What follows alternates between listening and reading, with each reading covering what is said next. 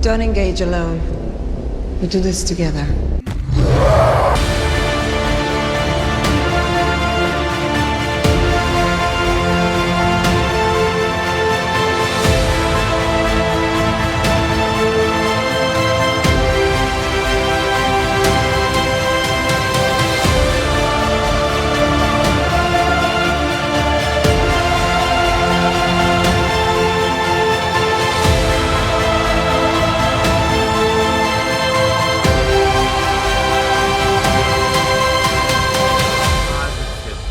Yeah! Yeah! We got it!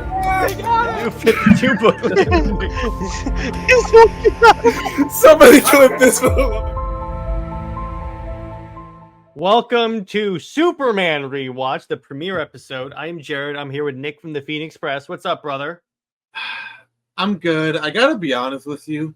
I can understand why you hate this series so much. I can understand why you're constantly complaining.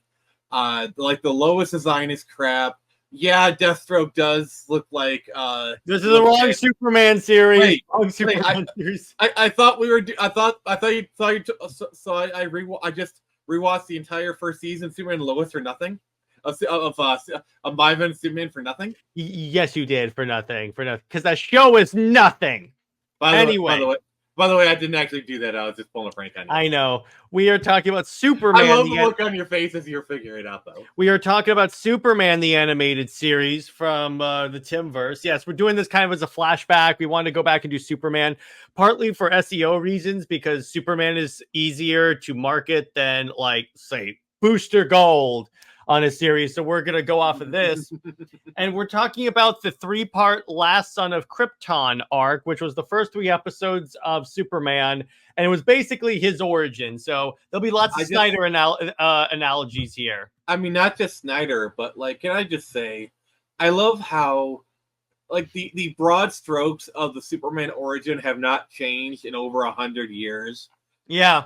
Like, if you look, like, obviously some details get switched around here or there, but, like, if you take this basic origin, compare it to the Reeves film, it's very, in broad strokes, it's identical. You compare this to Man of Steel, in broad strokes, it's literally the same thing. And I just find that fascinating. Well, yeah, because it's a very simple origin. It's planet's going to blow up. They put their son to ship. They send him to Earth. There you go. I do like the heavy emphasis on Brainiac. Which definitely sets up stories.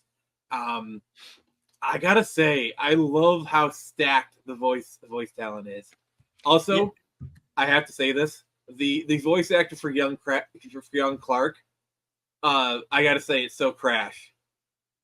Crash means good, right? I don't know if you get the joke. He would later go on to play Impulse in Young Justice. Oh, okay. I didn't know that because remember you are old, so I don't know if you're using old man terms. No, that's what Impulse always said on Young Justice. Okay. That's a joke. But yeah, so there's a lot of them. Like the voice of Jor-El's father is a pretty famous one.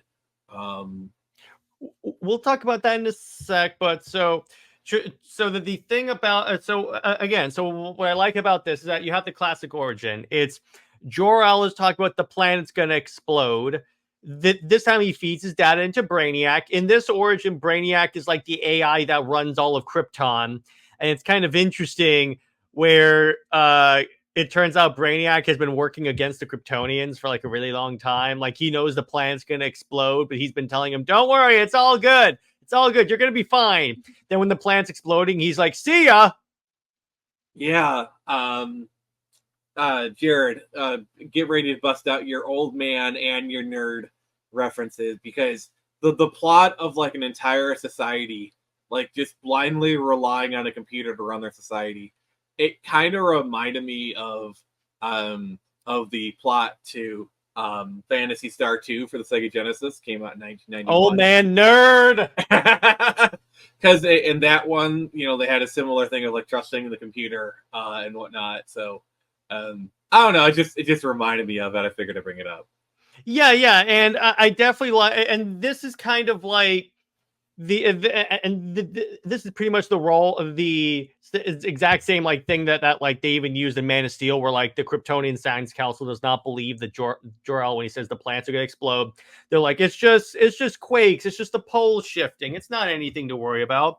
But Jor-El is so convinced that when he finds out everything's going to explode, they load Cal on the ship and launch him. And I swear, one of the most heartbreaking images of the show is when they send Clark away, the ship takes off, and you just see Lara and Jor-El holding each other as the planet just comes apart.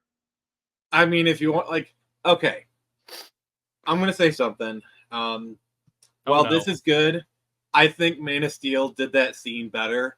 Like where Laura, what's the wife's name? Lara. Okay, where like she's walking in, like, can I get you to safety? No, there's no safety, not from this. And then like just as she explodes, that has it like it's good. Look, this version is good, but I like the Man of Steel version better.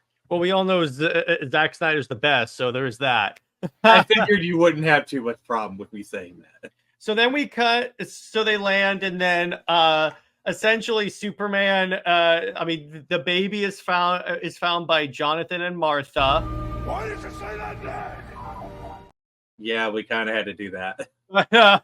And they basically they find him in a ship. And I liked, by the way, where the father goes, "This might be a Russian baby. This might be a Sputnik thing." Yeah. Jared, and I'm going to say this might be something you might not like.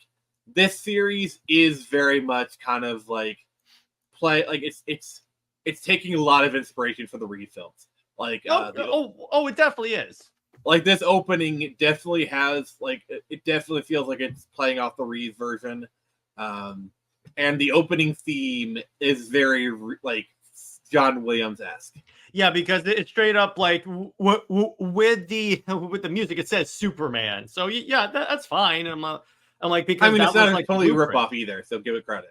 Well, yeah, and it's because that was the blueprint at the time. But I think that again, this show does a really good job so far, as we discussed, as at modernizing what made Reeves good.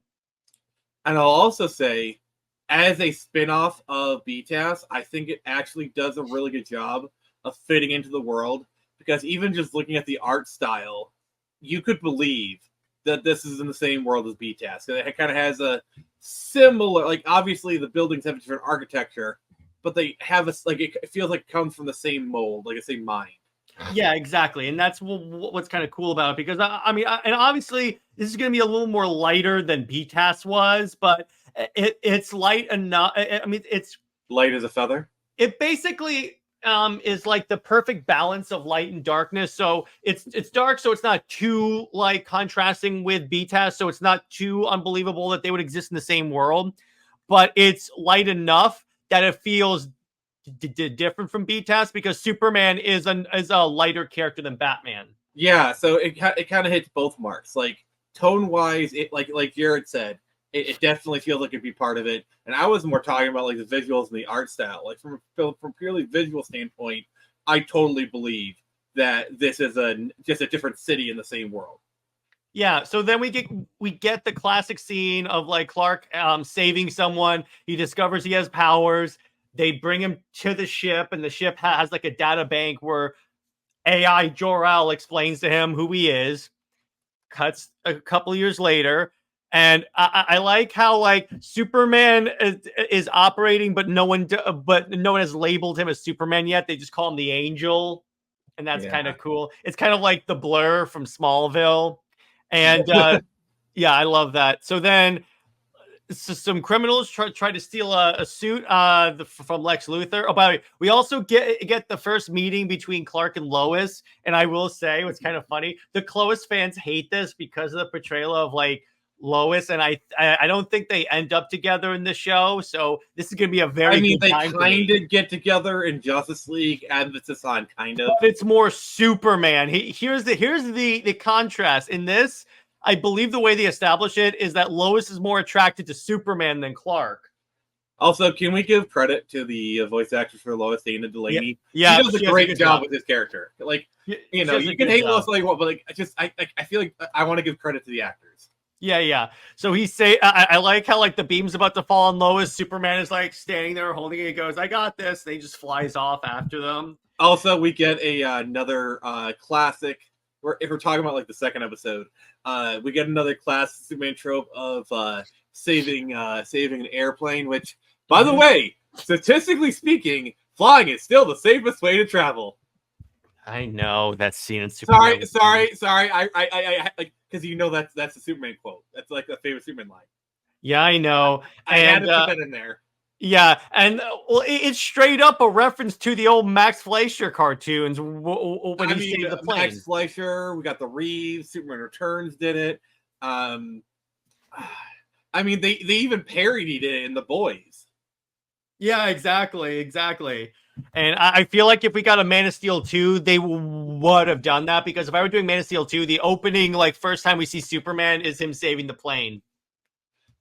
Yeah, I mean, we kind of get parts of it. I think in the BVS like montage thing, he's like a few things, but yeah. No, but I would have done exactly that. So then we get to part 3, where it's everyone's like acclimating to like Superman, and Lois Lane gives him the Superman name. But it's kind of funny for a piece of trivia. The nice S line, they kind of had to edit that slightly. So it says here, Lois says nice ass in seeing Superman's suit. The part was removed from the Toon Disney version, likely because why on nice ass. I mean, let's be honest. That was totally their intention. Yeah, exactly. That was totally their intention with that line. That was an attempt to get crap past the censors. Yeah, exactly. So then we discover that Lex Luthor may have intentionally had the battle suit stolen by someone named John Corben, played by Malcolm McDowell. Yeah, who I don't know. He seems very like metallic, if I will. I swear he was like 2 seconds away from calling Superman, "I'll see you again, my lovely duckies." I tell you, next time he sees Superman, I think he's gonna undergo some very mad mods. Yeah, and then we do this fantastic and then so Superman obviously resolves this plot. We also get meet Bibbo Babowski, who's like a bartender. He's been in Superman comics for like, I think post-Crisis is when he first showed up. Left as Robert. Yeah, the sailor guy. Also, he's played by a famous voice actor. Yeah, exactly. Again, we'll talk about that at the end of this episode. But then we get this dope scene that's been mirrored in so many different Superman scenes when Lex is in his office and Superman is just there, just staring at him. Yeah. That is just such an intimidating display, and I just really, really, really love that. That is just so... I love whenever they do that. Again, I think we would have gotten in the Snyderverse, but anyway, I'm not going to go full Snyderverse. One thing that I appreciate is you can see like Lois get a grudging respect for Clark, because Clark actually like shows himself to be a competent reporter, and I love how like as things go on, it's like, okay, Smallville, you're all right. I can deal with you. Yeah, exactly. I like that. And see, the thing about this show with Lois, and we're at the end of it, so we might as well just talk in general. No, wait, before you do that. Yeah, go ahead. My favorite moment is when like, I got the quote for our byline. It says, "How did you get here?" "I flew." Yeah, that was the fun. I love that because he's not lying. My favorite is when Superman beats Metallo. He takes him out of the suit and he goes, "You want to go a couple of rounds without the suit?" I swear, here's why I love this Superman. He's a badass. Remember, this is the one that made the world a cardboard speech. So what you're saying is, big man in a suit of armor, why don't you put it on? Let's go a few rounds. Yeah, exactly. But, sorry, I thought that's what you were going for. But yeah, this is why because in the show and in the behind the scenes stuff, they mentioned about how they had to weaken Superman slightly. And I understand why, because Superman is like a ridiculously powerful character and they wanted to like scale it a little bit. So I understood that, but I liked how they still kept that they made him the badass that Superman is, that they really went into that. So I really appreciate that. Mm-hmm. And so then but we also get Clancy Brown as Lex Luthor. Quite an iconic voice, if I also would say that so end myself. scene. Mm-hmm. You want to talk about that end scene with Oh yeah, with Brainiac. That was straight out horror. Yeah. So what happens is Brainiac. When Krypton exploded, Brainiac like downloaded his consciousness into like a satellite and just took off. That satellite was picked up by like some aliens, some nondescript aliens. Then the thing sprouts tentacles and starts attacking them and like assimilating into their ship, and then just takes off. And I like to think in my own head canon. The Japanese love this show. Yeah, exactly. So I haven't seen all this show yet, so I don't know if this is the answer. So I'm gonna make a prediction. This is how he starts building his skull ship. I would not be surprised. I think you probably are correct on that. It's been okay. Jared, prepare your cliche joke. So I watched the show as a kid. It's been about 25 years since I've actually watched it. Do you need a walker? I could probably use a little blue pill. But I'll be good. So my memory of this show is a bit foggy. It's kind of one of those things where I love when it's been so long since you've seen something and you go and rewatch it, where it's like you don't really remember anything, but you just remember, hey, I really like this. So you're watching it for the first time, but you know you're gonna like it. I love that feeling. I love revisiting things like this. So I'm really excited for this rewatch. And actually, so fun fact, here's some trivia for you. According to James Tucker, breaking the three-part structure around Krypton, Smallville, and Metropolis was an attempt to mimic the Richard Donner Superman movie. Yeah, I can see it.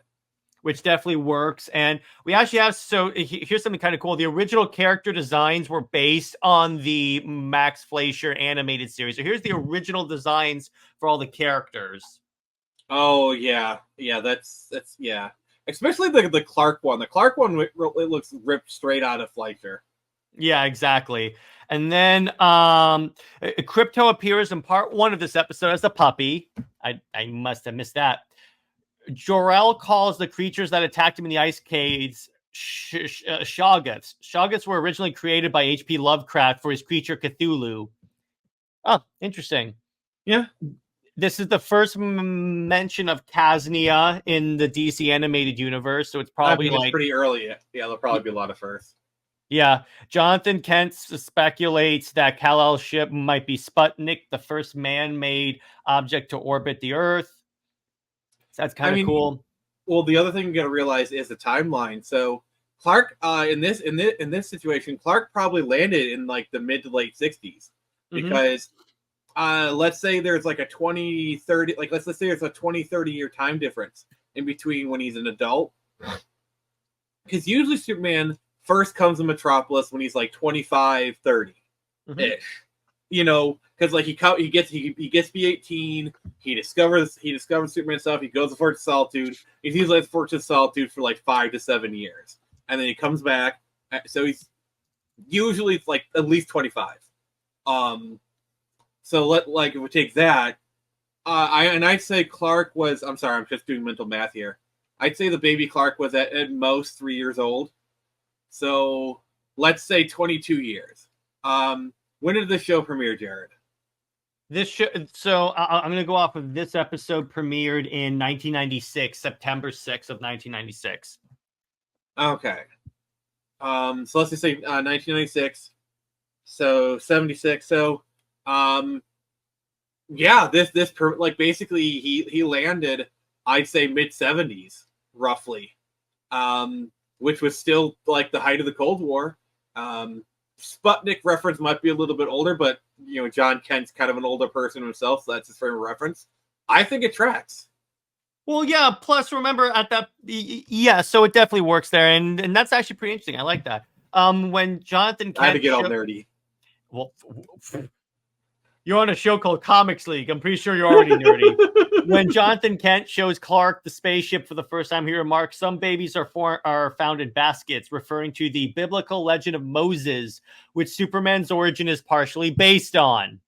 I mean, yeah, I mean, Superman has always kind of been linked to like the Moses Jesus allegory. I mean, Man of Steel itself very much leaned He heavily. lands, he affirms, he I am Jesus. Like, you know, this.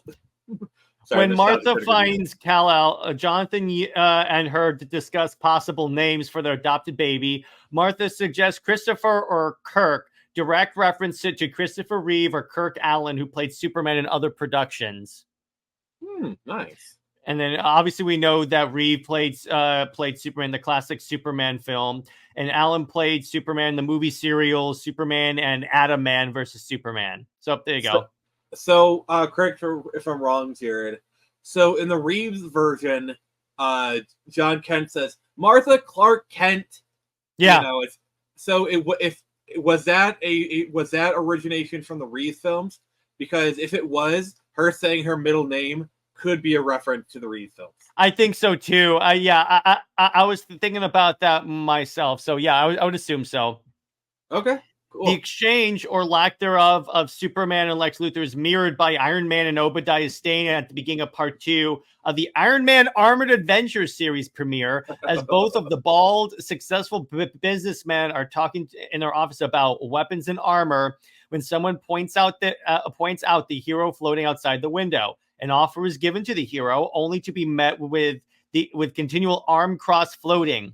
After becoming frustrated at the hero for not responding, the businessmen are told, "I'll be watching you." I love that. I'm sorry.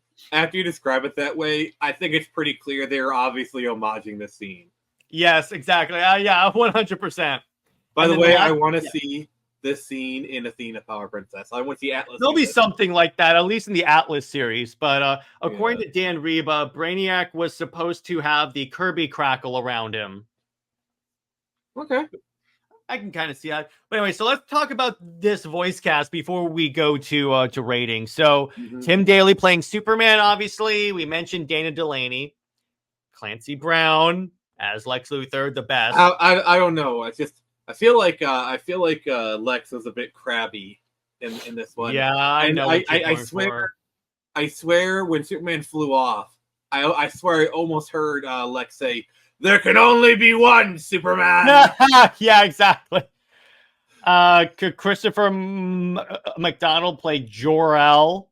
Malcolm McDowell played John Corben. Finola Hughes played Lara. For a second there, I thought it was Jennifer Hale. For a second there. Jason Marsden played young teenage Clark Kent. That is correct. Let's see who else is of interest here, because there's so many good. The dock worker guy. I've heard his voice before. Hang on. Let me see. Corey Burton played Brainiac. I think he plays Brainiac in the main series, and I think Bishop from Alien voiced Brainiac in that one non-canon Superman movie. I mean, yeah, isn't it crazy that the same Brainiac voice actor is from this one to the end of Justice League Unlimited? Yeah, a lot of that works, but I think did they change Superman actors? I think they did change it for Justice League. Yeah, because I was like, because George Newbern is Superman in Justice League, but Tim Daly is the one in Clark Kent. Okay, I mean in Superman, that makes sense. But so let me ask you this: who was your favorite voice in this arc? Oh, it's so difficult. I mean, I'm always a sucker for Malcolm McDowell. I love that guy. With me, it was Brainiac. Oh, the Brainiac voice is iconic. It's great. I love it. It's so great. It's a great voice, but like Clancy Brown. Oh my God, it's just so hard to pick. Jason Marsden. All right, there you go. That's a good one. And with me, it's Brainiac, because the way that they did Brainiac, it sounds like he would go, "I'm going to kill you now. I can't do that." It's really cool with that. So how do you rate this premiere out of 10? I'm glad you're sitting, Jared. this gets a 10 out of 10. Oh wow, it's the first time a premiere has gotten a 10 out of 10. I'm sorry, this does everything right. Me too. This does everything right. It hits every mark. I do not have a single complaint about this. Like there's like I can't even like nitpick this. Like I've been trying to think of negatives, but I can't. This is perfect.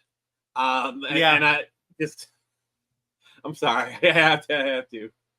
Yeah, and what's kind of cool is that so as we go through the series, you'll see a bunch of characters that will continue to exist in Justice League, like the Flash. Darkseid shows up in this, and actually in this series, we get the entire story of Darkseid and the New Gods. So you'll learn about the New Gods later on. So you pay attention to a lot of the different characters in Justice League. I mean, in Superman, that'll show up in Justice League. So that's where we're going to leave Superman the Animated Series. Be sure to like, comment, subscribe, and let us know which like Superman arc you're excited for us to discuss, what you guys thought of the premiere and so forth.